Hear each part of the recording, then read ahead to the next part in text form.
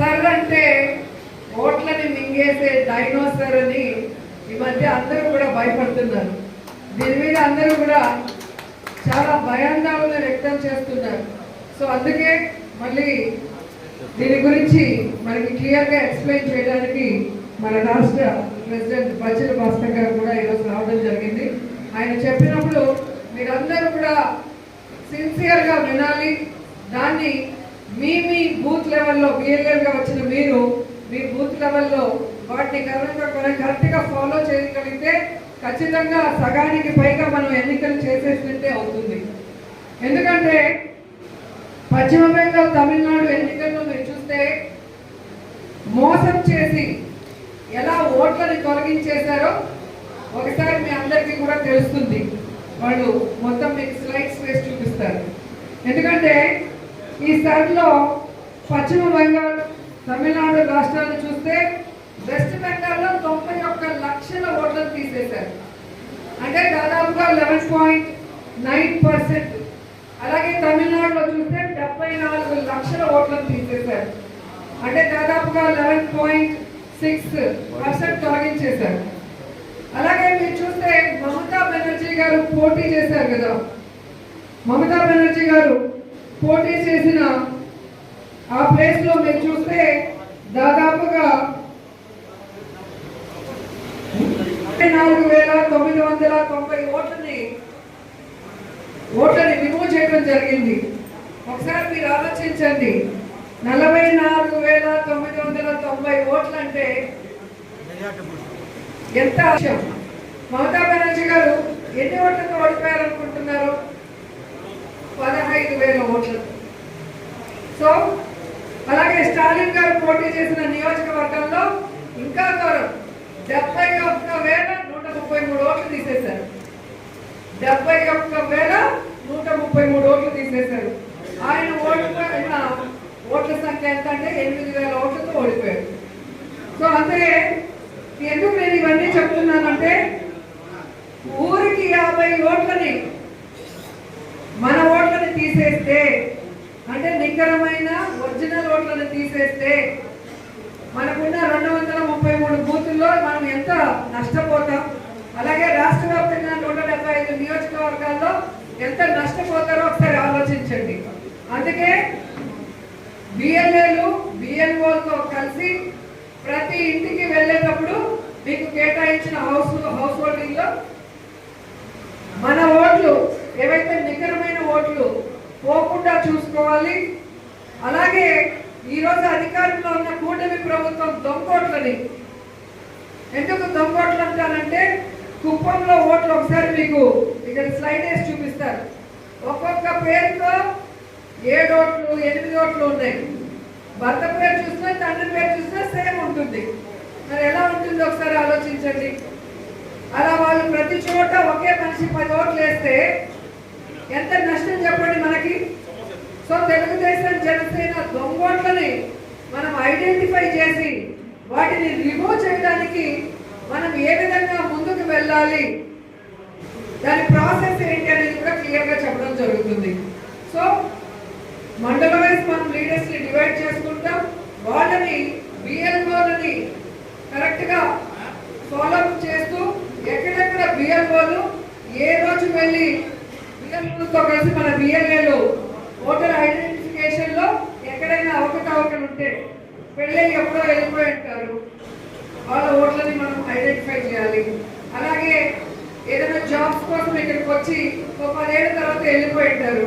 అలాంటివి మనకి కాని ఓట్లన్నింటినీ కూడా మనం ఐడెంటిఫై చేసి మీరు కనుక మండల స్థాయి నాయకులకి అందజేయగలిగితే బిఎల్ఏ ప్రెసిడెంట్గా పెట్టాం, వాళ్ళు మాకు ఇస్తారు. మేము కేంద్రం మన తాడేపల్లికి పంపించి దాని మీద ఎలా యాక్షన్ తీసుకోవాలనేది మేము దాని మీద యాక్షన్ ప్లాన్ వాళ్ళు ఇచ్చిన దాన్ని బట్టి ముందుకు వెళ్తాం. మనకు ఒక లీగల్ టీం ఉంటుంది. ఆ టీం ద్వారా ఇవన్నీ కూడా దొంగ ఓట్లని తీసేసే విధంగా మనం ముందుకు వెళ్తే మనం సగం ఎన్నికలు చేసిన వాళ్ళు అవుతాం. అంతే కదా. మనం మన ఓట్లను పోగొట్టుకుంటే ఇక ఎన్నికలు ఏం చేయగలం? సో లాస్ట్ ఇయర్ చూసుకుందాంలే ఎన్నికలు, లేదా లాస్ట్ 6 నెలలు చూసుకుందాంలే అంటే అప్పుడు చూసుకోవడానికి ఏముండదు. కాబట్టి ఇప్పటి నుంచే బిఎల్ఏలు మీరు వెరిఫై చేసుకొని మన ఓట్లని కాపాడుకుంటూ దొంగ ఓట్లని రిమూవ్ చేసే కార్యక్రమాన్ని చేయడం కోసమే ఈ యొక్క సర్ అనేది ఈరోజు మీకు అందరు రావాలని చెప్పడం జరిగింది. ఎందుకంటే మొన్న తమిళనాడులో మీరు చూశారు, ఒక్క ఓటుతో గెలిచిన విజయ్ పార్టీ ఎమ్మెల్యే. ఒక్క ఓటుతో గెలవడం అంటే మరి ఆలోచించాడు, ఏముంది 2 ఓట్లే కదా, 4 ఓట్లే కదా అంటారు. పక్కన ఎవరైనా ఇక్కడి నుంచి వెళ్ళి వేరే చోట ఉద్యోగం చేస్తున్నా లేదా వేరే పని మీద వెళ్ళినా ఏముందిలే ఇన్ని ఓట్లు ఉన్నాయి కదా 4 అనుకోకూడదు. ఒక్క ఓటుతో గెలిచిన ఎమ్మెల్యేలు కూడా ఉన్నారని ఈ మధ్య జరిగిన విజయ్ పార్టీ ఎన్నికలే మీకు నిదర్శనం. కాబట్టి ఏ ఒక్క ఓటుని కూడా నిర్లక్ష్యం చేయకుండా మనం అందరం కూడా పనిచేయగలిగితే రాబోయే కాలంలో మళ్ళీ వైఎస్ఆర్ కాంగ్రెస్ పార్టీ జెండాని విజయకేతనం ఎగరేయగలం. ప్రతి నియోజకవర్గంలో మనం సక్రమంగా ఈ ఓట్ల వెరిఫికేషన్ లో కనుక మనం పనిచేయగలిగితే ఈ రాష్ట్రంలో కూటమి ప్రభుత్వం చేసిన తప్పులకి ప్రజలు ఆల్రెడీ కూటమి ప్రభుత్వం మీద చాలా కోపంగా ఉన్నారు.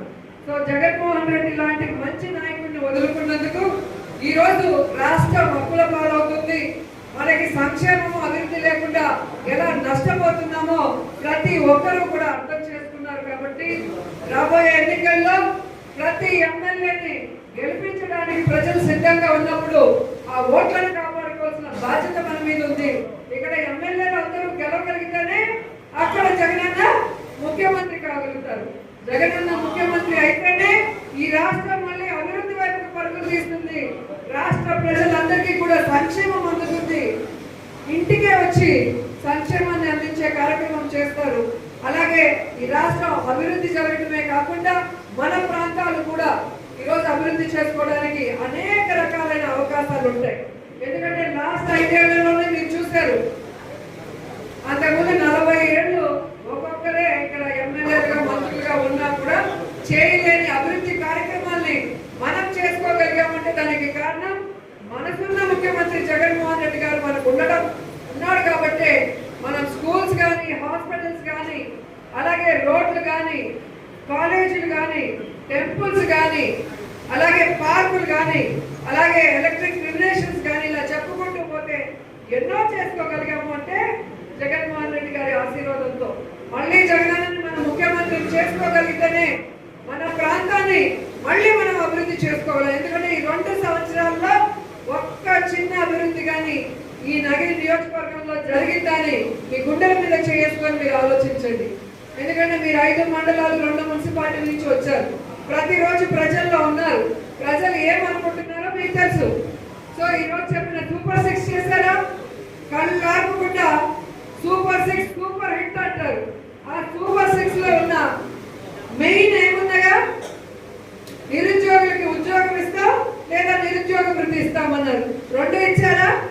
ఇవ్వలేదు. మరి సూపర్ హిట్ ఎలా అయింది? ఇంట్లో 18 ఏళ్ళు నిండిన ప్రతి ఆడపిల్లకి ఎంతమంది ఉంటే అంతమందికి శ్రీనిధి 1500 ఇస్తామని చెప్పారు. ఒక్కరికైనా ఇచ్చారా? మరి ఎలా సూపర్ 6 సూపర్ హిట్ అయితే ఒకసారి చెప్పండి. రైతులకి 20,000 ఇస్తాను అన్నాడు. మొదటి సంవత్సరం పంగనామాలు పెట్టారు, 2వ సంవత్సరం అరకొర ఇచ్చారు. అలాగే అమ్మఒడి జగన్మోహన్ రెడ్డి గారు ఇచ్చేదేంటి, నేను 2 ఉంటే 30, 3 ఉంటే 45, 4 ఉంటే ఇంటి ఇస్తాను అన్నాడు. మొదటి సంవత్సరం పంగనామాలు పెట్టాడు. 2వ సంవత్సరం కొందరికి 10,000, కొందరికి 8,000, కొందరికి 12,000. తర్వాత 30 లక్షల మంది తల్లులకి లేకుండానే తీసిపడేశారు. మరి సూపర్ 6 సూపర్ హిట్ ఎలాగో మీరు అందరూ కూడా చెప్పాలి. ఇలా చెప్పుకుంటూ పోతే ఏది చేయకుండా కేవలం పబ్లిసిటీ స్టంట్తో తమ పచ్చపత్రికలో పచ్చ ఛానల్లో భజన చేసుకుంటూ కూటమి ప్రభుత్వం బతికేస్తుంది. కానీ ఏమైనా ప్రజలకు చేస్తుందా? ఇంకో మహానుభావుడు ఉన్నాడు, నేను వంగవీటి రంగాకి టీ పెట్టించాను అంటాడు. మొన్న తెలంగాణకు పోయి గద్దరికి నేను కారు కొనిచ్చాను అంటాడు. మన వాలంటీర్లు అడుగుతున్నారు, అవి మీరు చేశారో లేదో దేవుడు ఎరగన్నా, మాకు 5,000 ఉంటే 10,000 చేస్తామన్నావు, ఈ రోజు ఉన్న ఉద్యోగాన్ని ఓడబెరికేసావు కదన్నా, మా జీవితాలు కాపాడని అడిగితే దానికి సమాధానం లేదు. నేను రాజకీయ పార్టీ పెట్టింది ముఖ్యమంత్రి కావడానికి కాదు, సుగాలి ప్రీతి తల్లి కన్నీళ్లు చూసి పెట్టాను అన్నాడు.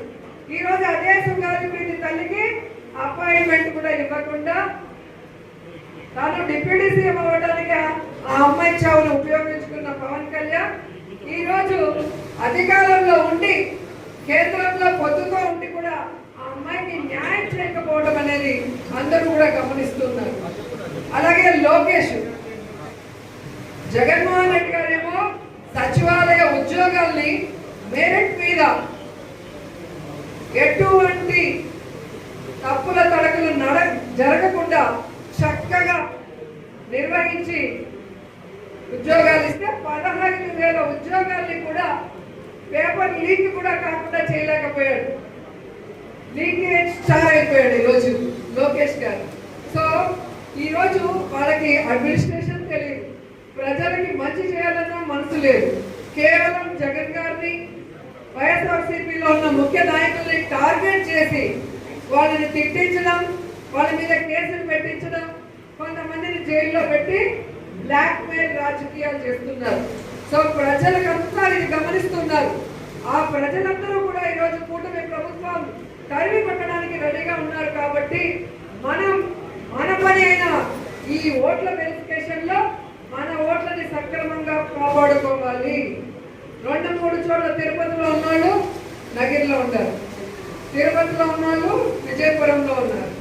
ఎందుకు చెప్తున్నానంటే మన మండలంలో ఉన్న వాళ్ళంతా పిల్లల చదువు కోసము తిరుపతికి పోయి ఉంటారు. కానీ ఎక్కడో ఒక చోట ఓటు పెట్టుకోవాలి, 2 చోట్లంతా పెట్టుకోకూడదు. కానీ ఈరోజు ఎక్కడ పడితే అక్కడ 6-7 ఓట్లు పెట్టుకొని ఏ విధంగా మోసం చేస్తున్నారు. ఆధార్ లింకేజ్ ఇవ్వమంటే ఇవ్వరు, ఎందుకంటే దొంగ ఆట ఆడాలి కదా. మొన్న ఎన్నికల్లో కూడా మనం వెరిఫై చేస్తే తెలుగుదేశం సంబంధించిన వాళ్ళు పుత్తూరు రూరల్లో ఉన్న వాళ్ళు పుత్తూరు మున్సిపాలిటీలో ఎంతమందిని మనం ఐడెంటిఫై చేసి వాటన్నిటికీ ప్రూఫ్తో బట్టి తీయించడం జరిగింది. సో ఇప్పుడు మళ్ళీ వాళ్ళు ఈ 2 ఏళ్లలో చేస్తుంటారు మళ్ళీ అప్లోడ్. వాటన్నిటిని ఎలా మనం తీయించాలి, వాడు ఏడైనా పెట్టుకోని, ఒకటి రూరల్లో పెట్టుకో లేదా మున్సిపాలిటీలో పెట్టుకో, కానీ ఒక ఓటే పెట్టుకో. తిరుపతిలో పెట్టుకుంటావా, నగర నియోజకవర్గంలో పెట్టుకుంటావా, నీ ఇష్టం, ఒక ఓటే ఉంటారు. దీని మీద మీరు సీరియస్ గా కనుక వర్క్ చేయగలిగితే ఇప్పుడే మనం చెప్పొచ్చు, ఖచ్చితంగా నగిరిలో మళ్ళీ వైఎస్ఆర్ కాంగ్రెస్ పార్టీ జెండాని మనం విజయవంతంగా ఎగరవేస్తామని కూడా సందర్భంగా తెలియజేసుకుంటూ, సో ఈరోజు సార్ మీద డీటెయిల్ గా చెప్తారు. ప్రతి ఒక్కరు చివరి వరకు ఉండి పూర్తిగా విని మీ గ్రామాలకు వెళ్ళి మీ పరిధిలో ఎన్ని హౌస్ హోల్డ్స్ ఉన్నాయో అన్నీ కూడా మీకు ఇస్తాం.